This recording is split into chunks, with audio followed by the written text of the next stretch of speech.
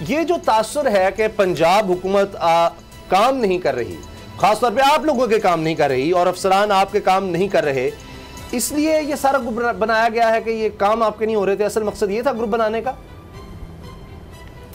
बिस्मिल्लाहिर्रहमानिर्रहीम। मैं आपका मशकूर हूँ डोगर साहब, जो आपने फरमाया मैं इससे कतन इत्तेफाक नहीं करता कि हमने को ग्रुप बना लिया। ग्रुप पहले मौजूद था, आप ख़ुद अपने चैनल्स पे तरीन का ग्रुप को नाम दे के आप पुकारते रहे और आप इसके साथ आप हमेशा इसको अनाउंस करते रहे। हमने ना कोई नया ग्रुप बनाया, ना नई कोई बात की।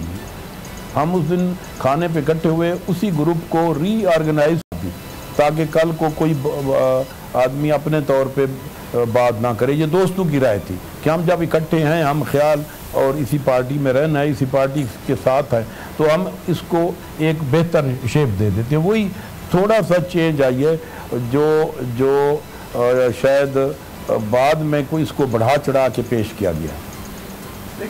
लेकिन हमने जो आपने कहा कि अली ज़फ़र साहब की रिपोर्ट आनी थी, जानी थी, उसका हमारा उस रिपोर्ट के साथ कोई ना वास्ता है, ना हमने कोई गवर्नमेंट के ऊपर प्रेशर बनाया है, ना हमने अभी उसामा साहब या डोगर साहब वो बता रहे थे, मैंने भी पहले ये बताया कि जो नवानी साहब या जहांगीर तरीन ग्रुप है, आपको अब समझ आ गई कि वो कभी भी इमरान खान साहब के साथ नहीं जाएंगे। और अब जो बेसिकली उन्होंने ये ग्रुप को यूनिटी का एक नाम दिया है ताकि ये बगावत का जो अंसर है वो ना आ सके और लोग ये ना समझे कि ये पीटीआई हुकूमत के खिलाफ कुछ साजिश हो रही है या गद्दारी हो रही है। एक तरफ तो काफ लीग की 10 लीडर वो साथ खड़े हुए हैं, लेकिन ये जो लोग हैं, एक बड़ी तादाद है पीटीआई के अंदर से जो आवाज़ें उठी हैं एहसास महरूमी की, इसी वाले से उनसे सवाल भी कर लेते हैं कि पार्लिमानी, मेरे ख्याल इसी हवाले से शायद वो वजाहत कर देंगे कि पार्लिमानी पार्टी के जो अंदर एक अलग ग्रुप बनाना और ये कहना कि हमारी सीटें अलग कर दी जाए, क्या ये बगावत नहीं, या कि बगावत को रोकने के लिए एक यूनिटी के तौर पर, ताकि सबको एक, जिस तरह मुर्गी अपने बच्चों को एक टोकरी के नीचे या परों के नीचे रखती, क्या इसका मतलब नवानी साहब ये हो सकता है? इस हवाले से ज़रा वजाहत कर दीजिएगा। नहीं, ये जो अफसरा तैनात करने की बात है, इस पे तो मेरा इत्तेफाक नहीं है कि अभी डिप्टी कमिश्नर हैं, डीपीओ हैं, ये गवर्नमेंट अपने तौर पे करती है। ना मैं नहीं समझता कि कभी किसी भी एमपीएमएनए के कहने पे उन्होंने कहा हो। शायद कोई किसी अफसर की उन्होंने शिकायत की हो करप्शन की या उनकी इर्रेगुलरिटीज़ की, तो वह शायद वो चेंज हुआ हो। लगाने की मैं बात नहीं करता। दूसरी बात है कि पंजाब गवर्नमेंट, मुझे 35 साल हो गए एमपीएस की बात, जब सबका हुकूमतों में हम होते थे थोड़ी बहुत रिजर्वेशन होती थी और इस तरह की एहतजाज और कंप्लेंट पहले भी होती थी, अब भी होती हैं, और जब होती हैं तो वही हमने उसी अपनी गवर्नमेंट को कहना होता है, उसी के साथ ही झगड़ना होता है, उसी के साथ ही कंप्लेंट करनी होती है। पहले हम इंडिविजुअल करते थे, अब हमने इस ग्रुप को एक शेप दे दी। अब हम एज अ ग्रुप उनके सामने अपने मुतालबात या अपनी बात करेंगे। और हमारी बात जो सबसे मैं आपको अहम बताता हूँ, मैंने जिस एमपीसी की जो बात उनके मुंह से सुनी है, उनकी बात हमेशा अपने हलकों की डेवलपमेंट की होती है, अपने हलकों की बेहतरी की होती है और अपने ज़िले में कोई बेहतर और बड़े प्रोजेक्ट या मेगा प्रोजेक्ट की ख्वाहिश होती है जिससे उस इलाके की डेवलपमेंट हो और लोगों के लिए। लेकिन नवानी साहब, ये जो पंजाब असम्बली के अंदर आपने दरख्वास्त दी है कि हमारा एक अलहदा पार्लिमानी ग्रुप बना दिया जाए, क्या ये बगावत नहीं है कि जनाब हमें अलहदा सीटें दे दी जाएँ? तो पार्लिमानी ग्रुप तो पहले एक मौजूद है, तो फिर आप कौन सा पार्लिमानी ग्रुप जो है वो मांग रहे हैं? क्यों अलहदा सीटें मांग रहे हैं? मैंने मीडिया पे भी देखा है, हमने ना अलहदा सीटों की बात की है, कभी बात हमारे ग्रुप में भी इस तरह की बात नहीं हुई। और मैं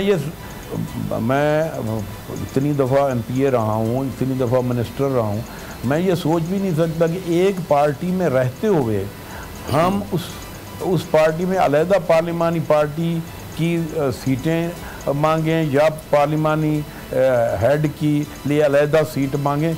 ना हमने ये सोचा, ना हमने ये बात की, ना हम ये करने वाले हैं। अच्छा, ये तो आपकी अपनी चूंकि जमात थी और तरीके इंसाफ तो बनी इसलिए थी कि लोगों को इंसाफ दिया जाए, लेकिन आपके तहफ़्फ़ुज़ात है कि जहांगीर तरीन के साथ ही इंसाफ नहीं हो रहा जिसने इस जमात को मजबूत करने में बड़ा किरदार अदा किया।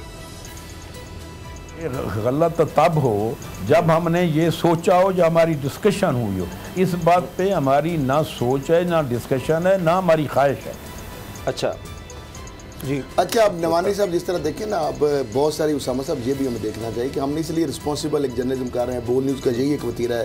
प्रोग्राम अब पता चला काबे कि क्या कि जो इस तरह बेपरकियाँ उड़ा रहे हैं कि परसेप्शन उनका जो है वो दुरुस्त हो सके और जो चीज़ वो कहना चाह रहे हैं उसको तोड़ मरोड़ के ना किया जाए। अब मामला ये है कि ये तहरीक इंसाफ जो बनी थी वो तो तहरीक इंसाफ बनी इसलिए थी कि इंसाफ दिया जाए, लेकिन आज वही पार्टी जो है वो इंसाफ मांगने के लिए उसको ग्रुप बनाना पड़ रहा है।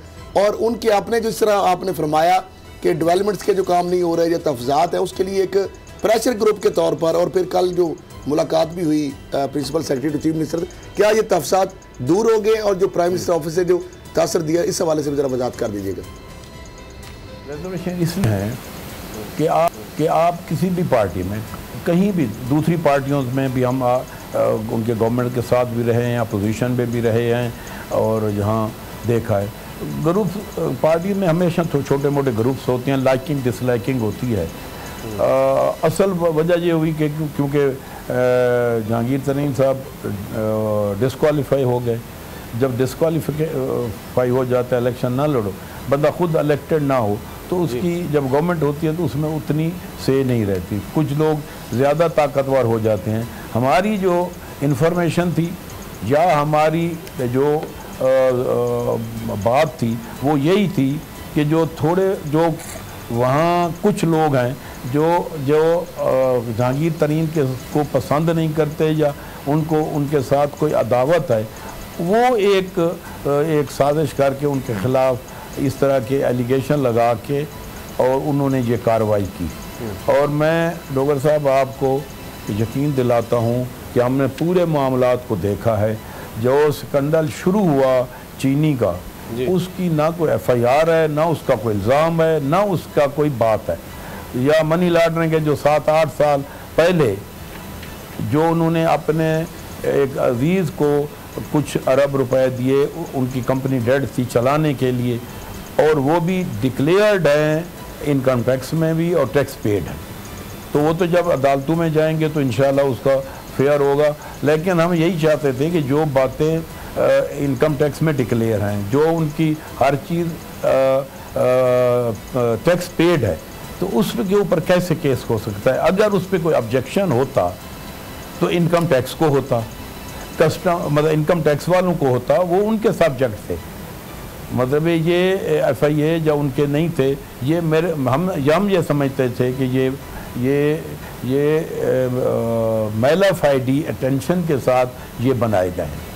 और मुझे यकीन है कि जैसे कि आप फरमा रहे हैं कि अली ज़फ़र साहब की रिपोर्ट आनी थी, मुझे 100% यकीन है कि अली ज़फ़र साहब एक बिल्कुल फेयर और अपराइट आदमी है। और अगर उसने ये समझा कि ये गलत है तो गलत लिखेगा। और मुझे यकीन है कि अगर उन्होंने कहा कि नहीं ये सही है, तो अगर वो तरीन साहब के खिलाफ भी जाएगा तो वो लिखेगा। वो किसी प्रेशर में या किसी के दबाव में नहीं आएगा। चाहे हम 40 के बजाय 80 हो जाएं, वो नहीं आएगा। अगर वहाँ जितने को ताकतवर हों और उनको कहें कि ये उनके खिलाफ गलत लिखो, तो वो नहीं लिखेगा।